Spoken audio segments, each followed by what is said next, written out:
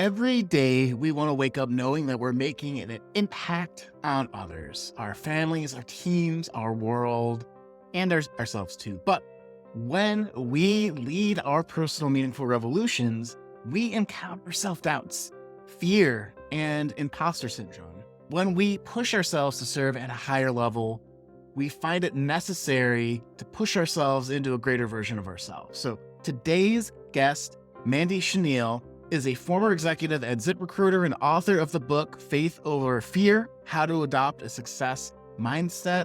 As a retired startup executive, she's on a mission to share the lessons she's learned about achieving success and fulfillment with the world. And in today's discussion on the Meaningful Revolution podcast, we will cover mindset, self-awareness, finding your why, and continue our conversation on why you need to lead your personal meaningful revolution. So welcome to the Meaningful Revolution podcast. I'm your host, Sean Butner, and this is the place where people find the inspiration, strategies, and discussions to build their most purposeful, fulfilled, and joyful life.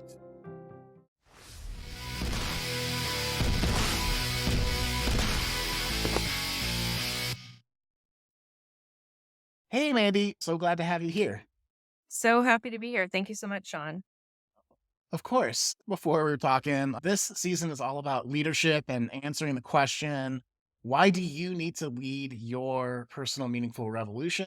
No, you just wrote a book about leadership, and so we can delve into that. But to you, the first question I have for you is, having written the book, how has that transformed your life since it being published?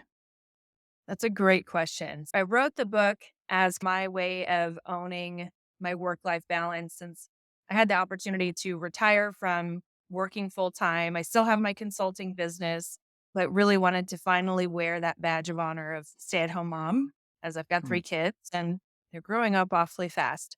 So what's really interesting is in the book, I've laid out all of the lessons that I've learned and sometimes learned several times over about leadership, and not just in the capacity of a work environment, but self leadership. And how do you make achieving goals simple? How do you do it without running yourself ragged, stressing out, burning out?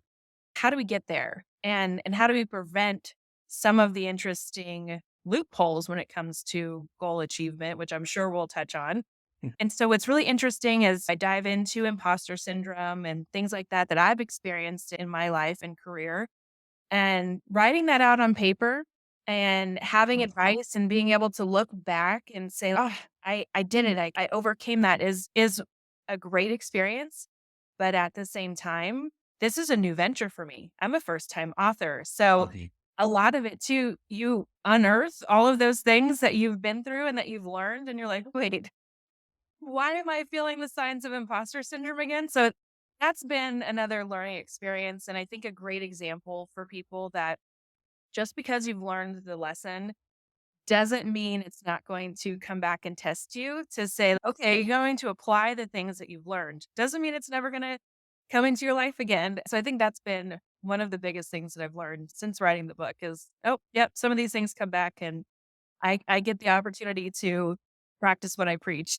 Right on, right on. So I guess then maybe but knowing a little bit more about your story. So you talk about leadership, you talk about imposter syndrome, you talk about that kind of like personal leadership you need to change your life in a lot of ways, whether it's writing a book because you want to take care of your family more, which is amazing. Could you maybe share a quick story about yourself having imposter syndrome, maybe how you navigated it and how that was maybe the basis for this book that you wrote? Absolutely. Quick, brief example of my career story is I found myself in the recruitment technology space kind of happenstance, was incredibly blessed to have an amazing mentor who taught me everything about the space. I really grew in it and loved it. And it was really a great purpose for me because no matter how much stress the workday had, I knew at the end of the day was helping people find jobs and helping Mm. employers hire people. So that always felt really good. My career grew incredibly fast. I was recruited into ZipRecruiter in the early days as an executive. It was my first executive role. I had worked at teeny tiny startups where I wore so many hats that wouldn't fit on my head. So this was an entirely new experience for me. And I was excited about it. But as we grew, and if you're familiar with ZipRecruiter's story at all, it was a rocket ship ride. So you're growing and learning, you're building the ship while it's taking off, right? That was a and beautiful experience.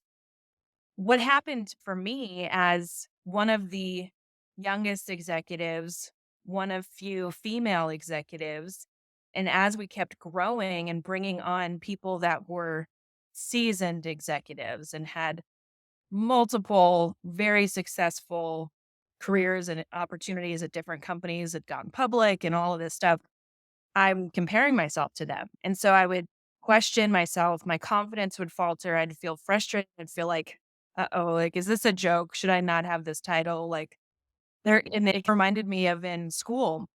I had transferred high schools and was immediately put into honors classes. And they were like, there's no reason you shouldn't be in honors classes. Now is the first time in my life I'd ever had to study being in an honors class. I came home from school. This was like the same exact feelings I had in this work environment. Funny. I came home from school and I told my mom, they're going to find me out. I'm parading around as a smart kid because this is hard. And she's like, no, Mandy, it's normal to have to study. Like it was too before. This is good. It's challenging. And so I had to remember that conversation I'd had with my mom, but I really didn't know. And this is one of the main reasons I wanted to write this book.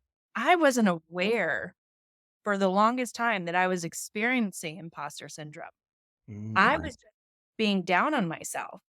It wasn't until a boss of mine, Alan Jones, our CMO at the time, he bought all of his executives a bunch of books for Christmas time one year.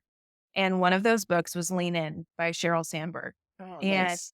when I finally got around to reading it, because my kids were still little, so getting my head in a book took a while at that point, stormed into his office the next day and slammed my hand on his desk. And I was like, oh my God, it's not just me. And he's like, you finally read it. Opened up my eyes to, wow, there's so many things going on in our lives where if we don't slow down to pay attention to our thoughts and our mindset, we could just be beating ourselves up like I was Mm. for no good reason, not even recognizing where it's coming from and struggling to find a way to flip it and move it positive. So that is where self leadership and mindset really, to me, go hand in hand. You have to take the time to be aware of what you're thinking because once that finally clicked for me and I had that aha moment, it Mhm. was so much easier to address the negative subconscious thoughts that were going on and maybe not so subconscious sometimes and really fight against them and flip them around so that I could grow and not be stuck in this place of being down on myself for no good reason. Yeah, that's why I'm like, you can take me off my soapbox at any time because I will talk about this till I'm blue in the face. Paying attention to your mindset, taking that time to pause, to breathe, to think, to just be aware of the thoughts that are going on in your head Mhm. and be able to flip them around is so critical to moving forward in whatever you're focused on, career, family, relationships, whatever. Right on. Hopefully all three or all of the whole part of your life. But Yes. so I'm curious.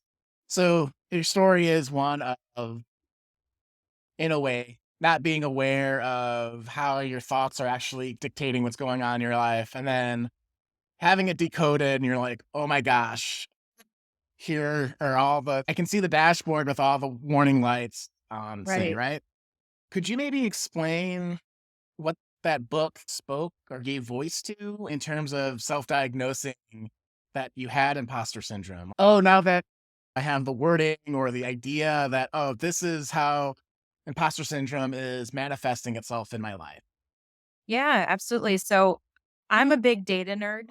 So reading a book that has a lot of research in it. Like I just always want the facts at my fingertips. And so in Lean In, she goes into so many different research studies about how men and women and boys and girls operate differently, how we're taught to operate differently. And she goes into a lot of her stories and she really breaks down what imposter syndrome is. And I was reading it going, like, check. Oh, okay. And so what it did for me was not only allowed me to self-diagnose and recognize this is where this is coming from, but it also, as a leader, it showed me, whoa, there's a whole new set of responsibilities that I have to help people prevent themselves from going down this road. What can I do on my teams to make sure that it's not just the men raising their hands to answer questions or volunteer for projects. How do I get that out of women? How do I empower them? How do I help them when that may not be their natural inclination? Because as I'm sure research has shown that typically, and this starts in school age children and it goes into the workforce because we learn a lot about our future behaviors and become habits, right, at a young age.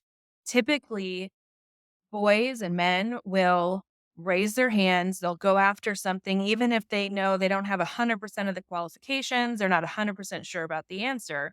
Whereas girls and women tend to put this stress on themselves that I have to have everything from A to Z. I have to be 100% confident in the answer.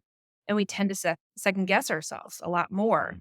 And so this is why a lot of times less women applying to certain jobs, less women asking for raises or asking for a promotion. And so that really got my brain going in terms of what can we do to not only educate so that we're not being biased against ourselves. That's how I look at it for my own journey.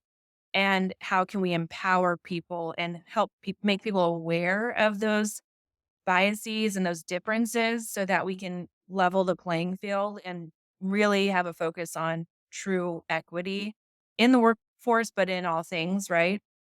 That's part of the goal of writing this book is sharing all of these secrets and how you have to lead yourself to that, right?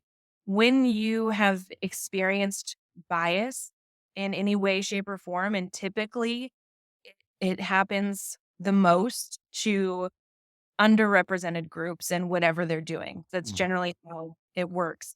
It's so easy to get upset about it and want to point the finger. I have found for me, and I'm different and that's okay. For me, I would rather assume that it's unintentional and I'd rather focus on what can I do about it. So how can I prevent myself from having these biases about myself and how can I show that to other people so that maybe if their bias was a little more conscious than I'd like to believe, they can make some changes. Just seeing the research and the data really helped me, which is part of why I reference so many other books and research in my book, because I know for me, I'm going to believe a lot more when there's data to back it up, right? Oh, totally. As a former and recovering software engineer, yeah, I'm very analytical. The data is super, super important. Okay, there's a lot of different directions we could go with what you just said. I know that like diversity and equity is a hot button issue right now. And so I'd love to hear your thoughts on that. I have a lot of friends that have worked in that space or have businesses around like DEI, which I shouldn't say ever out loud, but which is infuriating because we should want more diversity, equity, and inclusion. It's not favoring groups that are underrepresented. It's including people. And from a like the data shows, the more diverse perspectives you have in an organization, the better outcomes you have That's overall with where I was ideas. gonna go. That's So exactly where I was gonna go. I did talks on this at TA Tech years ago. After I read Lean In, I started a group, Women in TA Tech, it was Lean In Circle. We started a mentorship group at ZipRecruiter, and I did so many presentations on just the power of diversity. And this is the thing I think people have to understand because there's any change brings up a lot of feelings for every human being, right? And you may or may not be conscious of where they're coming from or what those feelings could represent to someone else. But change is hard, right? Some of us adapt to it more easily in certain circumstances. And for some of us, it's incredibly difficult to navigate change. That's just how we're wired as human beings. I always try to start from that angle of yes, change is difficult, but we have beyond the human responsibility of doing the right thing, which is something I am feel very strongly about, the power of diversity. When you have diversity of thought, you have such better outcomes. There's so much data that points to the overwhelming power of having a diverse workforce create solutions. Number one, you're able to better understand your customer base, right? Because not everyone looks and thinks and has the same experiences as a less diverse group of people. The broader you have it, the more understanding you have of what's going on, and you're going to have a different set of ideas. So there's so many positive revenue implications for companies that it boggles my mind why more companies don't think this is the game changer. When you're looking at your revenue goals, especially in economic times, like this should be your number one focus because the correlation between diversity and revenue and performance is just crystal clear. Beyond that, we're in an age of technology and everybody's talking about AI. And as we know, AI is built on data from humans, right? It just didn't come out of thin air. It's built on input from actual human beings. If that input, whether you're talking about in a single company putting those inputs in or around the world, if it is not diverse, it's not going to be truly representative of the human population. It is going to have bigger issues by not encompassing diversity of thought. That is one of the things I think is really important in leadership is trying to bring up the voices who hold themselves back because you're losing value by not hearing their input. That doesn't mean everyone always has to speak up and say something. If they have nothing to say or not their area of expertise, like by all means, but it's important to pull it out of people who may be holding back because they're not entirely sure, they're lacking some confidence. It all goes hand in hand, right? It's just the right human thing to do, but also so incredibly powerful, not only for community building and equity versus equality, right? We've all seen that cartoon picture of the difference of this, right? Equality is giving everyone the same thing, whereas equity looks at where are you starting from? What do you need to be at the same, have the same perspective, right? And I'm sure you've seen the cartoon image of people looking over a fence and someone needs three boxes to be able to see at the same level as the person on their right. That's equity, right? And it's not about favoring anybody. It's about really leveling the playing field and giving people the same opportunity, which is maddening that we still have to have this conversation today, but I feel like we're making strides. Well, progress comes in fits and starts, right? And Yeah. so it's always forward, regardless. Yes. Yeah. So I absolutely love all that. I think to go back a little bit back in the conversation, connecting that we all have biases, and part of the learning journey of a leader is to figure out your own. Well, even if it like the amount of I'm sure impact it had on your teams to have imposter syndrome but not address it. And the really funny I've worked for people where it's like you are trying too hard to be a leader when you just got to get out of the way and let your people do your thing. In a particular circumstance, I'm thinking in my head right now, not saying that was you, but like, doing that self work and awareness to then address that and lead the team, whether you're part of a team or the actual elected leader, I think is super important. Could you maybe share how? So you have this big revelation. You are learning so much about yourself. You're starting to approach your role in ZipRecruiter in a different way. How did that impact your teams? It really changed how I communicated with them.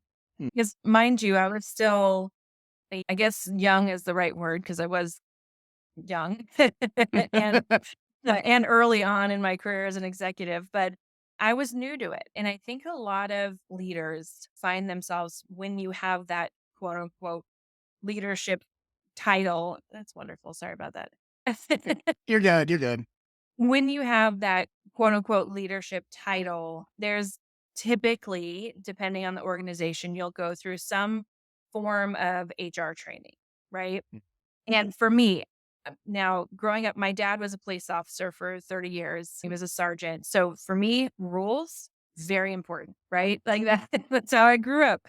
And so having HR training, which is all about rules and laws and do's and don'ts and all of that, it made me nervous to express my softer people skills because I was like, okay, like what's not okay to talk about in one-on-one meetings. And what I really learned from that revelation about my imposter syndrome was it is so critically important to get to know the people you're working with, whether Mm, you're their leader or not, on a personal level, because it helps you to understand not only what's going on in their lives, but that they're comfortable sharing, of course, but how can you motivate them? How can you inspire them? How can you help them to reach their goals? Because just like parenting, right? Parenting and leadership are so closely connected. It's funny.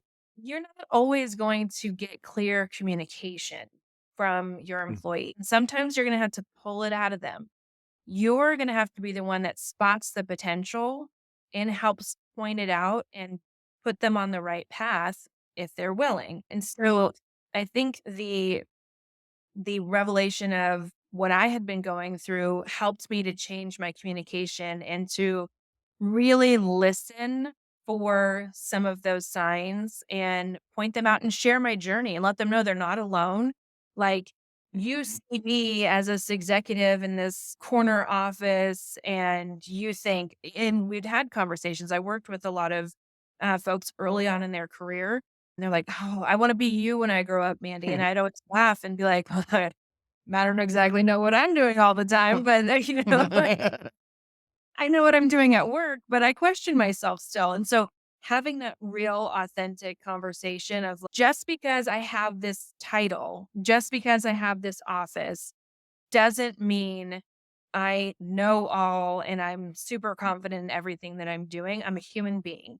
And that right there, having that conversation really tore any and all walls down and allowed me to build really strong relationships with the people on my team and people on other teams. We used to joke. I had a couch in my office, and we used to say, Mandy, everyone would be like, Mandy, you need to get a long couch so people can just lay down because that's what happens. So I'm like, great if it would fit, but my office was shaped funny, so it wouldn't fit. But I loved that. I loved that people from other teams felt comfortable enough to, hey, Mandy, you got 5 minutes? And I had to learn boundaries too and say, hey, you're gonna have to put it on my calendar because I get, hey, you got 5 minutes, like Whole all day. throughout the play and never 5 minutes.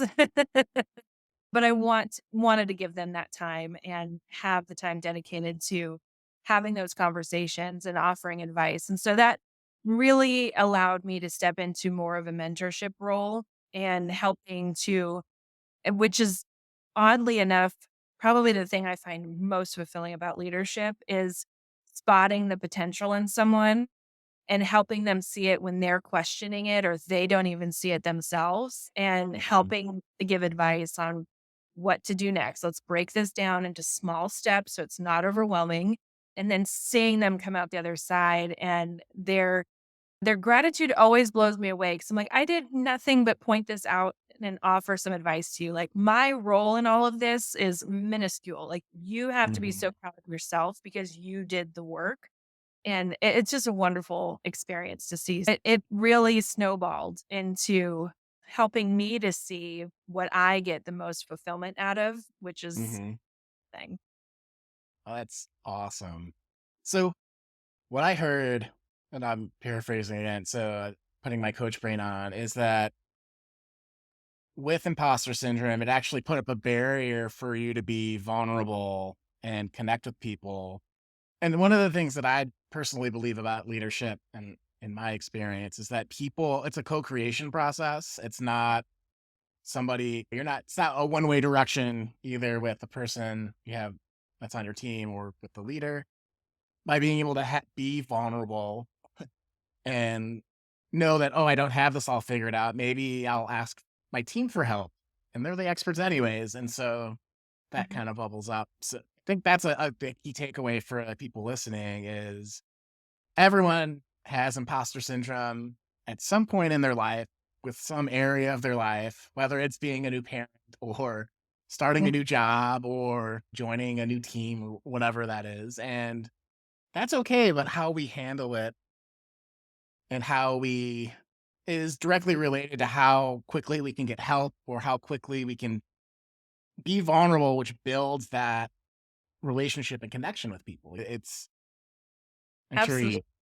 I think it's also one of the keys that you're tapping into is redefining what is okay when you're a leader, what redefining what Mhm, leadership is.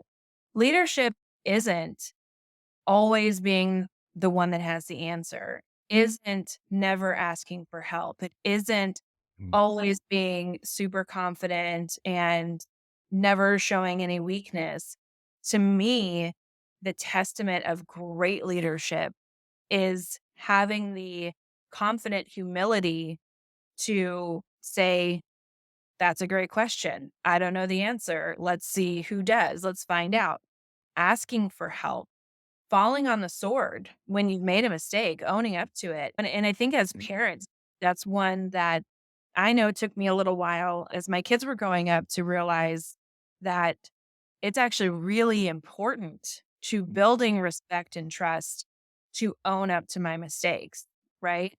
If I slip and let out a word we don't let the kids say, it's just no good yeah, to just pretend like it didn't happen because what are they gonna do? Behind my back, they're gonna go say those words we don't want them saying. If I come to them and say, show them respect, and it goes again, goes the same way with employees or anyone you're working with, and say, man, I messed up. I apologize. Whatever the case may be, you own it. You are modeling the behavior you want back, and you're actually building trust. Not about putting yourself in this fortress where you're untouchable. That's an old school way of thinking about leadership and mhm, capacity.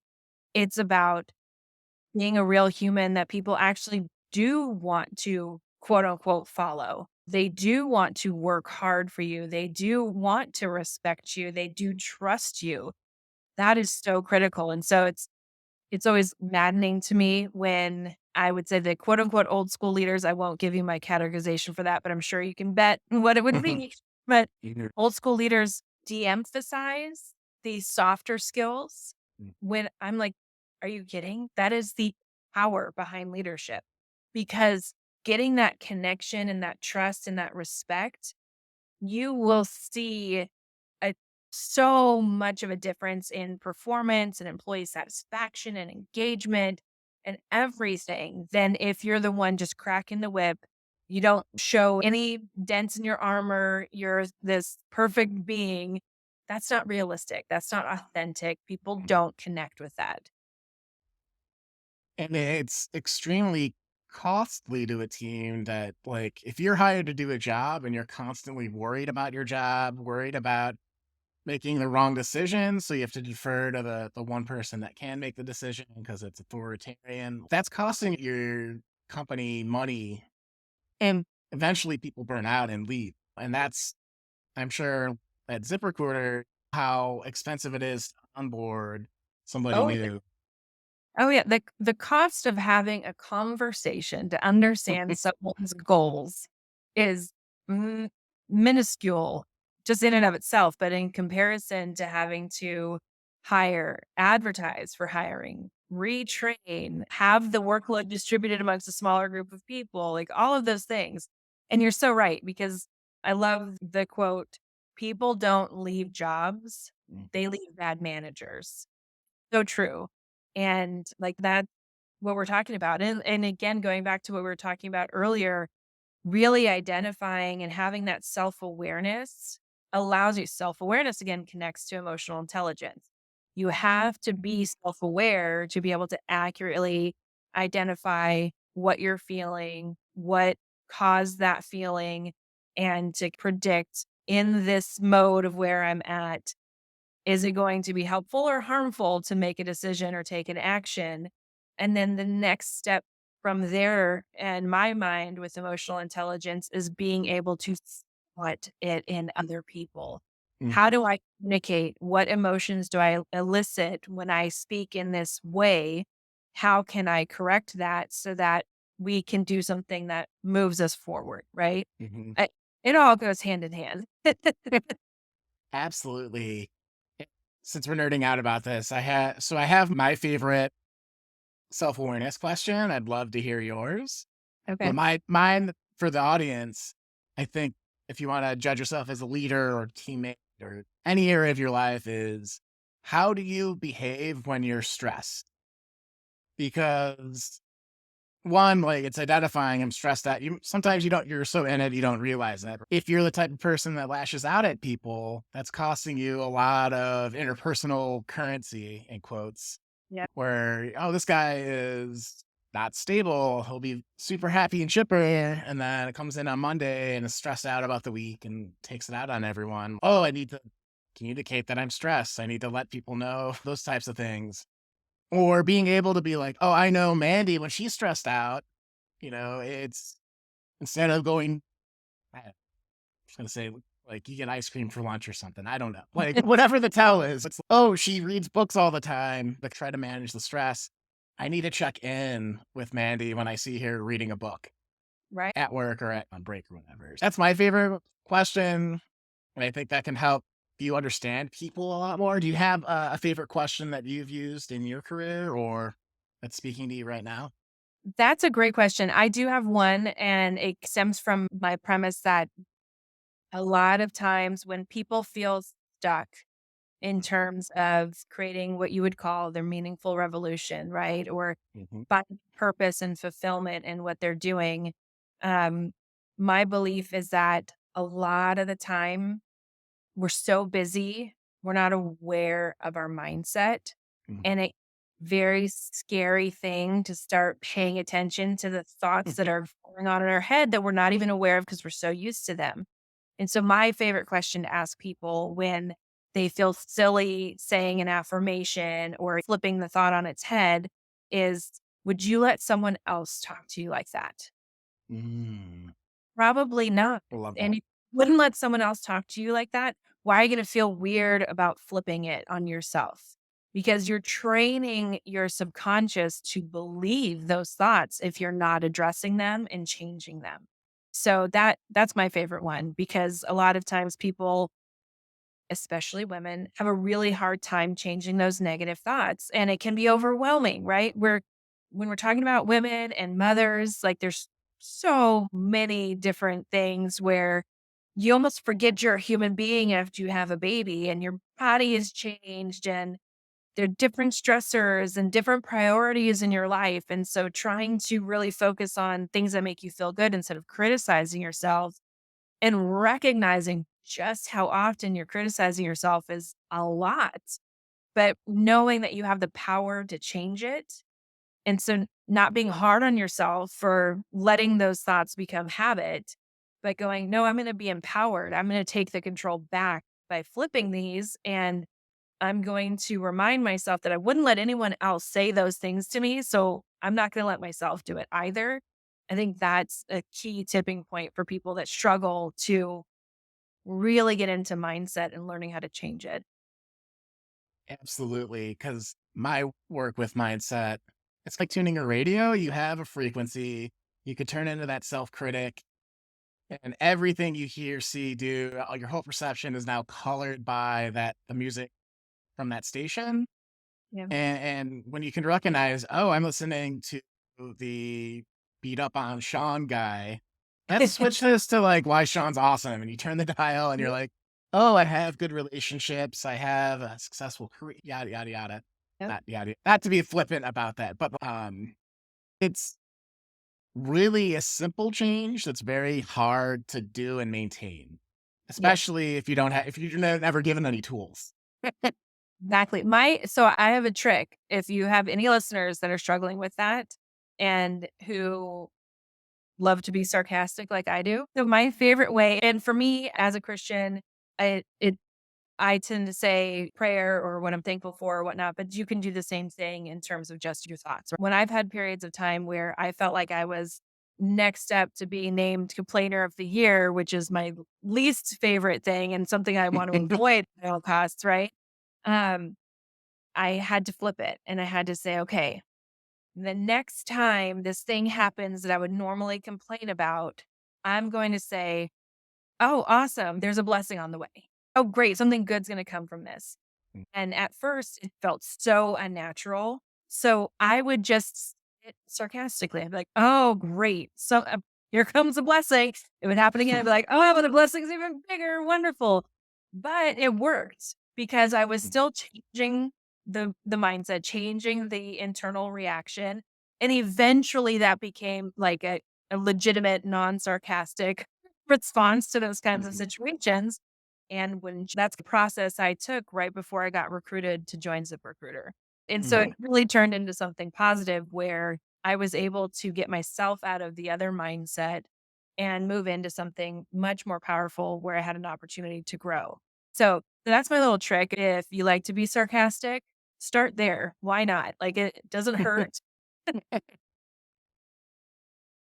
I love that, and it reminded me my very first programming job outside of out of business school, which is a weird thing to say. Talk about imposter syndrome. Was at Walmart Corporation, and they had a culture, and so maybe we could get into how do you build a team culture around this idea? Maybe not of being sarcastic, but of doing the flip, where we the whole company is like, there's never any problems. There's only opportunities. So I have an opportunity to regain half the business we just lost, or I have an opportunity to figure out how to restore a database that I just completely destroyed that half the company depends on, or not speaking from experience at all. But so I'm a big fan of those little mental shifts because so much of the self talk that we have, like you said, like you wouldn't, would you talk to your best friend that way? Or would you let somebody talk to somebody else you love that way? Is often very critical. Mhm.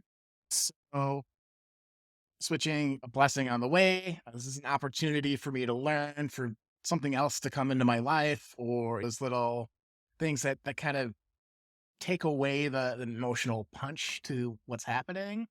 Yeah. How do you go and build a team or switch the culture at the place you're at if it focuses maybe more on the negative?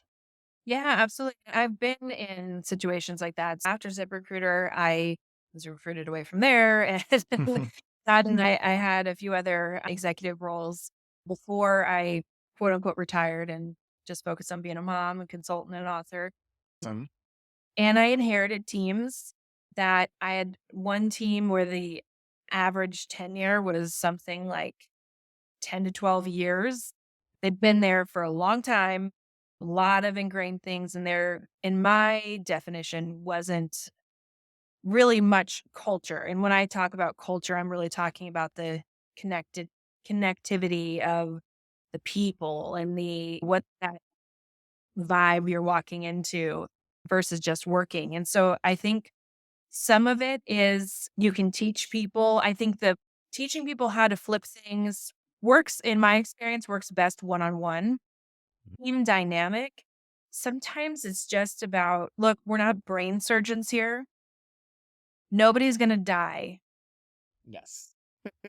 World is not going to end. It's, yes, we want to do a great job. We want to please the clients because I was always on the client success side of things. We want things to work. Things aren't always going to work perfectly. It's not that serious. And I think it aligns with kind of what we're talking about with how you shift things. It's really de-escalating the stress. It's it's not that serious. We'll handle it. It's not the end of the world.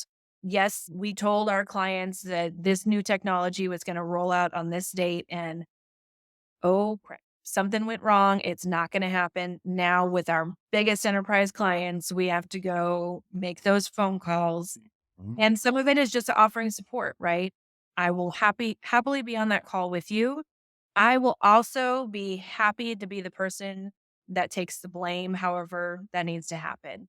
So let's work on the messaging together. And if you need to point a finger at somebody, point it at me so that you're not holding that stress on your shoulders because Mhm. there's literally nothing we can do about it other than do our best to communicate and gain some understanding. So, what is the point of stressing ourselves out about it? So, Mhm. I sometimes it's knowing your audience with how to talk to them about flipping it. And I've had one-on-one conversations with people explaining that very flip and example I gave you, where it felt like they were open to it and it would be beneficial to them. Mhm. And others have had the conversation so many times of, thankfully, we're not brain surgeons and making an error doesn't mean death for somebody, where we'd be having a different conversation, but that's not where we're at. And so let's find a way to handle this without stress and just having very real conversations of stress, negative stress is not healthy. Mhm. You've got a family at home, you've got a life outside of work. I don't want you leaving this office less healthy than when you walked into it because of things that went on. So let's find a way to manage this because at the end of the day, your life and your health are the most important things. So let's focus on that, right? So I think it really depends, but having a culture where you can not take yourself so seriously and modeling that for employees, I think is really important. Yes, do I want people to respect me? Absolutely, but respect is earned. And respect a lot of times comes from that connection. And so if I don't take myself too seriously and I don't crumble to the floor when something goes wrong, they're less likely to do so as well. And it works a lot better. Yeah, right on.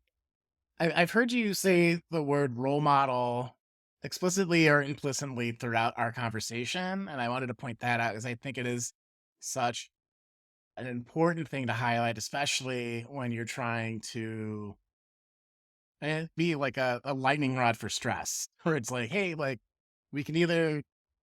I just love that you're with your people and your style of leadership side by side, being like, we can figure this out, or hey, quit beating yourself up over this. That's it's um, and I think that's a takeaway for people listening is a lot of times, at least in my career with leadership, the best leaders are the people that will get their hands dirty with you when it gets tough or when you don't know what to do Yeah. and are not going to send you into the world alone and potentially like vulnerable, right? To get picked off.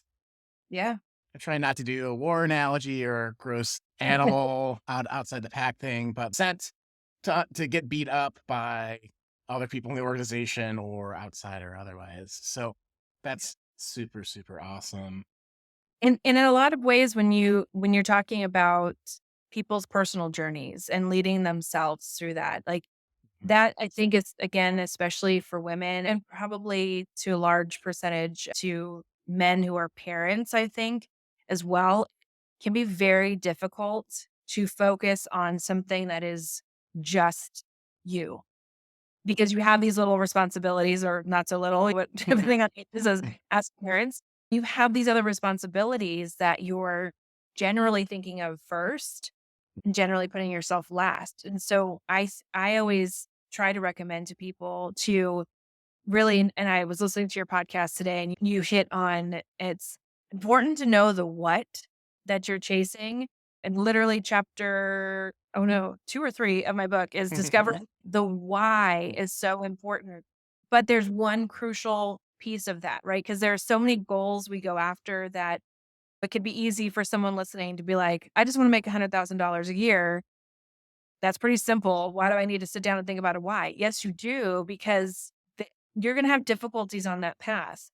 And if you haven't developed your whys, it's going to be a lot easier for you to give up on it when things get really tough. But so I always recommend at least 3 whys, and at least one of them has to be outside of yourself. Mhm. And so that's what we're talking about with leadership, right? Like, you don't want your employees to feel like they're out on their own. You're going to roll up your sleeves. You're going to be in it with them. They're not alone. And so you and they both know the work affects multiple people. When it comes to your own personal ambitions and whatever you're going after, having that foresight to see the ripple effect, who is going to be impacted, who is part of your why, how are you going to help someone else by accomplishing this thing, makes you more accountable to finishing it, especially if you're less likely to do it just for yourself. It's really easy to give up on a goal when you're the only one affected. But if you Yeah. have this sense of responsibility because you can see, oh my gosh, for me, writing this book could help so many people. Mm. Uh, I hope that is my dream, is it can help people to not fall into imposter syndrome without realizing it, or whatever the situation is.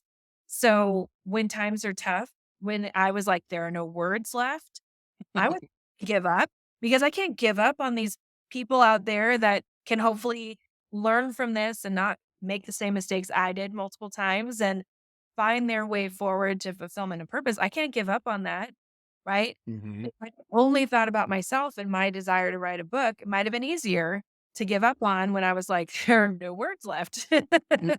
You know what I mean? Mhm. 100%. Um, that why question, why we do anything is so important. And the jobs that I've loved and the teams that I've loved, the why has been it's communicated regularly. It's on the forefront. When times are good or when times are bad, we know what the mission is. Yeah. It's not just when things are going sideways. You're like, this is for other people. Or was that before? Yeah. I'm not sure if you ever heard of the stonemason analogy. I'm sure it's called something else, Uh, where yeah. s- Tell me more. there's two people that work as stonemasons, right? Yeah. And you walk by the first person cutting stones. You're like, what do you do for a living? And you're like, I cut stones. Yes. And then you go to the second person and you go, what do you do for a living? Is I cut stones to build cathedrals Yes. or pyramids there's a bunch of different versions of it. But like that sense of this is contributing to something greater than myself and something that benefits the community or society or that big could be faith or God and whatever it is. Yeah. Something outside of yourself is so true to be so important so that when it rains, you still want to cut stone.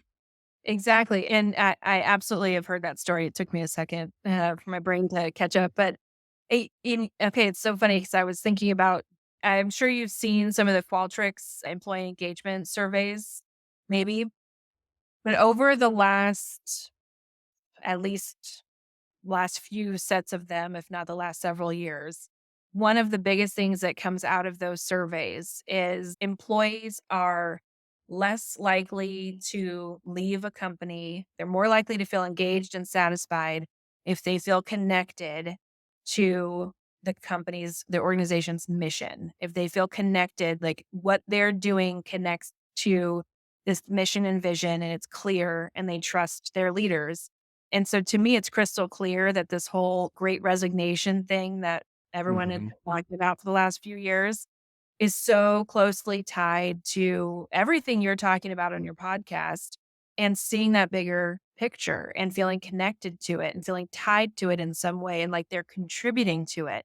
And so I think it's so important for leaders to hear podcasts like yours and to understand, like, this isn't just a millennial or a Gen Z thing. This is everyone. We all, let's face it, we all went through a traumatic event.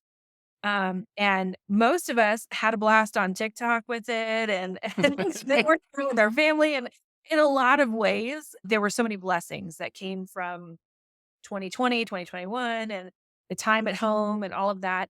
But it was a traumatic event. Let's be real with ourselves. Like, we may have found a way to have fun with it and to pull blessings out of it, which is fantastic. But it really, events like that in your life really shift your perspective.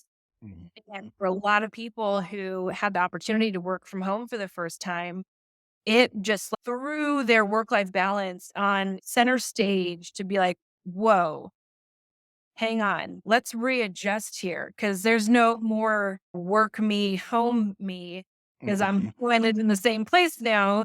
And so there's this sense of people, I think people wanting to bring the whole them to everything that they're doing. Mhm. It's treated as a whole human being in everything that they're doing. And that's really at the end of the day what we're talking about with Mhm. the leadership concepts. And it goes into leading yourself as well. But it is just so vitally important that today's leaders of people really understand and prioritize the softer, quote unquote, softer skills. I wish we could find another name for them because it just makes it sound less important in a way. But when they're the most important skills that you need as a leader, you have to draw those connections. You have to help people find purpose in what they're doing in some way, shape, or form. You could be selling plastic cups, paper cups. I shouldn't say plastic anymore. Paper cups Yeah, or whatever. But people can feel connected in some way, shape, or form to the vision, the mission, the values of the company. They could be perfectly happy doing what they're doing. And if they're not, it's okay. A job is not a marriage. It's not till death do you part. mhm, People move on. No longer do we stay around for 20, 30, 40 years and get a gold pen at the end of it. mhm. That's just not how it works. And we should be encouraging people to chase their dreams and to accomplish things and gain the skills they need for what the next right step is for them. Right. That- Absolutely. I I was going to say that the pandemic, if you haven't like as a leader, as someone just leading your life, because my belief is everyone's a leader, whether you have the formal responsibility or yeah. not. Like you have the ability to change the environment, the world around you, have that impact with everyone around you. That's my secret belief for this podcast. Yep. I'm with you. But 100%. during during the podcast, during the pandemic, if you didn't answer the why for your employees or for yourself, you thought, why am I doing anything that I was doing before? If you're on that busy train, if you have that imposter syndrome, inner critic that had a voice really loud that you covered it up with stuff, like doing stuff, and the Mhm. whole world slows down. Yep. And you're like, what am I doing? Like, why am I not never seeing my family? I would joke around that early in my career, I had vampire hours where I would go into work before the sun came out, work in a building that had no windows, and then leave when the sun was down. Yep. And that's not healthy. Like, we need No. sunlight and relationships, all that kind of stuff. So, yeah, I love highlighting that you need to figure out why, or people are going to ask why, and they're not going to be engaged in what they're doing if their why doesn't align with the organization's why or your why. There should be Exactly. win situations. Anyways, I feel like getting out of soapbox here. No, I that's am like pumped out. same. Wow, uh, absolutely. well, Mandy, I have absolutely loved this conversation. I think we all everyone deals with imposter syndrome. I think the things that we talked about today about listening to that, trying to figure out, have that self awareness so you can then lead better in all areas of your life is something I really loved about it. First, where can people follow up with you if they want to check out this cool book that you wrote? Thank you so much. Yeah, absolutely. They can always go to my website. It's mandyschaniel.com. And I'm all over social, Instagram, LinkedIn, TikTok, Facebook, what have you. And it's all just my full name, which I'm sure you'll spell out in the show notes. Mandy's pretty easy. Yeah. Schaniel, not so much. But yeah, happy to connect with anybody on any or all of the platforms. And if they are interested in my book, there is a shop tab on my website where they can see all the various places they can buy it, but you can pretty much purchase it any of the normal places you buy books. Yeah. And just so they know, I do donate 10% of net proceeds to a handful of nonprofits that are near and dear to my heart. If that's something important to them, they can feel good about that. While yeah, again, I try to help people. If you can't just do it for yourself, but do it for the feel good. If you love donating to charity as well. I'd love that. Yeah, that's awesome. Please do check out the book. because as you heard today, Mandy is awesome. So I've really much enjoyed it. Mandy, one last question for you. What did you love about our conversation today? Oh my goodness. I just love that we could both nerd out on all things leadership and mindset and self leadership. And I think the most important thing, and I hope every one of your listeners walks away with this one of many shared beliefs that we have, which is that you don't have to have a specific title or role in your life to be a leader. Every single one of us has opportunities to be a leader in every area of our life.